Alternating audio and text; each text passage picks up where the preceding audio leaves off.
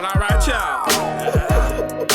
All across the USC, Compton, Watts, Bay to LA, Pomona, California, from valley to valley, we represent that killer Cali. So if you keeping it real on your side of your town, you tune in to Gangsta Chronicles. Gangsta Chronicles, we gon' tell you how it goes. If I lie, my nose will grow like Pinocchio. We gon' tell you the truth and nothing but the truth. Gangsta Chronicles, this is not your average show. You're now tuned into the real MC8, Big James, and Big Steel. This is strictly from the streets. Hello. We represent the J's. And like you said, it was some heavyweights, and that's what people don't understand. It don't matter who you are. Any man can be touched, and they don't have respect for a motherfucker out here. They really don't.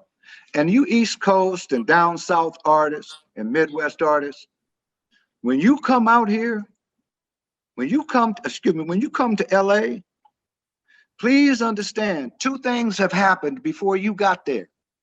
At all the hotels, they being the gang members, have already put their women in there as the maids. They know where you're staying. They know when you give a false name. These women have been working there for a while. And some of the door people who you think are dressed properly and just there for a job, they're connected. And they will call, hey, you know who just came in here? Woo, woo, woo. LA is I'll say this. LA, and believe me, I'm in Chicago. Ain't nothing you can tell me about gangbang, and I'm dealing with this every day. But there's something different about Compton. There's something different about Compton, Watson, LA. It's more planned. It's more evil. In Chicago, it's random. Most of the time, it's random. But when Compton puts a mark on you, bro, you got problems. So Stan, I want to end it today with a question, right? Where do we go from here in the music industry? Is it all independence now? Nope. Because you know why? Because independent artists will sell out. All from the right money, most will sell out. Who's going to turn down a couple of $1 million if you've got 50,000 in the bank and now you got to pay notes and everything? Who's going to turn that down? Not many people. Not many people. It's like even my own labor. I said, you come here, you split publishing on the first album, and what we will do for you, what we did for Sugar Free and everybody, we give you $3,000 to pay your monthly bills and give $1,000 to you for food. Now, take this $125,000 and do your album. Who's going to turn that down? I would do it. If you're going to tell me right now, hey, Stan, if I'm an artist, Dr. Dre and QUiK and Battle Cat are going to produce your album, but you got to split some publishing. But you can have your publishing for the rest of your life just on this first album. You're going to be established a star, and now you can do whatever you want to do. I sign that deal in a minute. Not a bad deal. It's what are you going to get from a major? Just like what 8 was doing. 8 may have got maybe 13, 14 points for his deal. Maybe. If they liked his attorney, maybe 15 or 16. But just like he said, you're going to get 45 to 50 cents per album, and you're going to be broke. That's why the artist I work with right now, let me tell you something. And I'm educating these young men. My artist out of Chicago, ESCDs, and the cartel. I educate these young men. They're going to be huge. My guy from Kelly Park, Yellow Boy the Duke, he's going to be huge. I got 2 other artists, Almighty Juan and Dolph, Raza. we're going to break these people, and we're going to help them establish themselves and go from there. And we're going to help people. I'm helping people like the hood doctor, Melly Mel. He's doing the hood professor. I help all these people. Anybody that wants some assistance that's not ignorant, come holler at us, man. We don't want ignorance around us. We really don't, man. And the people I'm working with right now, man, I'm good, man. I'm good. And I ask you one more. Hopefully, I'm not putting you on the spot, Stan, because I can't talk about everything that we talk about. It ain't for everybody else's ears. But you had an incident one day. We was talking about the code a little bit earlier, and you said that you had an experience that freaked you out one time. You actually walked in on a thing that they had going on one time. Yeah. Well, first of all, I'll be very short. There's Satanism in this business. And we happened to be one time coming from a location, and we went just to smoke a few joints, whatever. We went to Malibu Beach, me and some partners. When we got there, I heard some music that I was familiar with, but it was coming from under, what do you call that? Where you walk out to the water, where you do fishing at the pier or whatever. At the pier, the dock, huh? The walk, yeah. And I heard this music that had been played in my office before.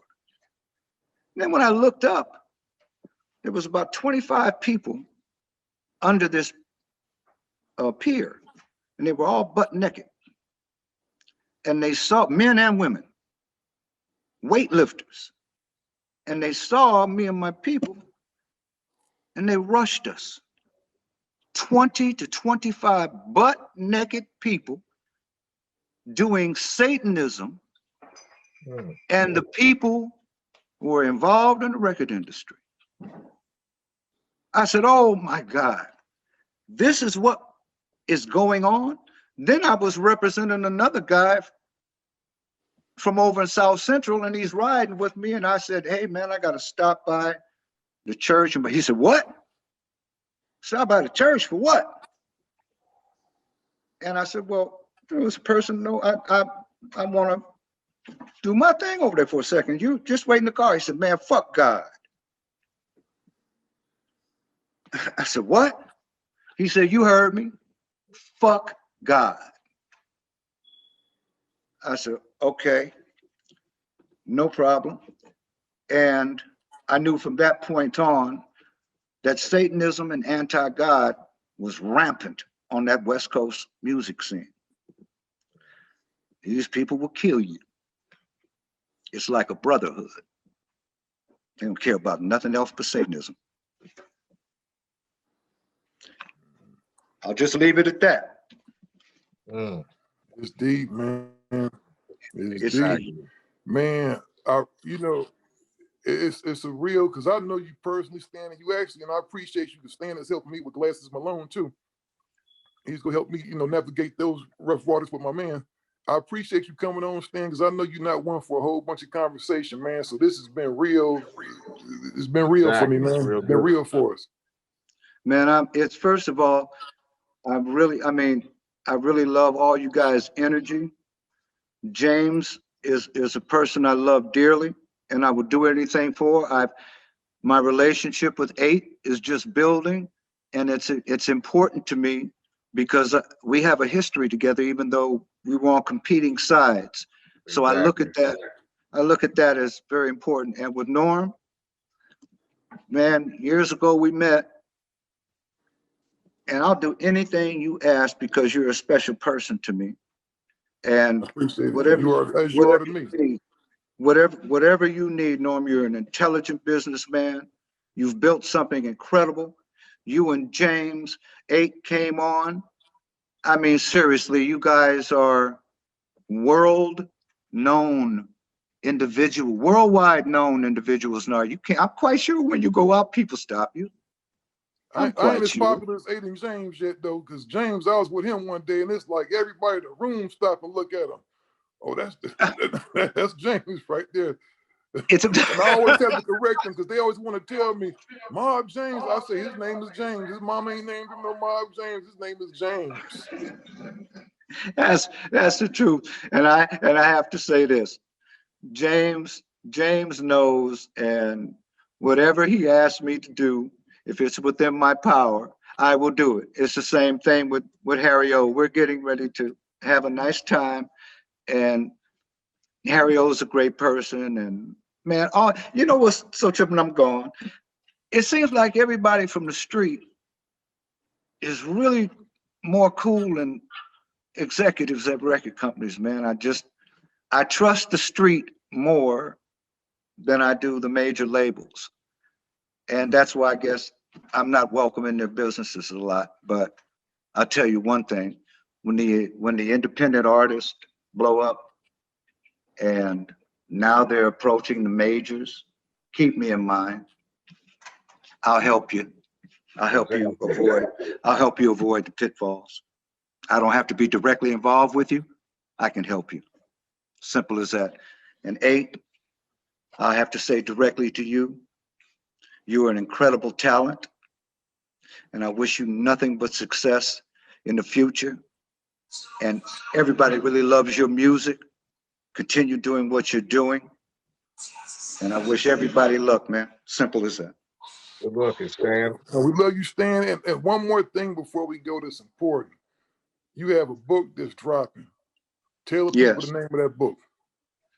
The book is going to be coming out in about a month. It's called Sharks, Demons, and Gangsters.